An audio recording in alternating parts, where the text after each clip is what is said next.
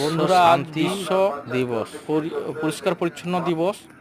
সেই উদ্দেশ্যে আজকের ফ্রেজারগঞ্জ কোস্টগার্ডের উদ্যোগে আমরা সবাই এসেছি। সি বিচ পরিষ্কার পরিচ্ছন্ন করছি। আপনারাও আপনার বাড়ির চারপাশ এবং সমস্ত জায়গা পরিষ্কার পরিচ্ছন্ন রাখবেন, নোংরা ফেলবেন না।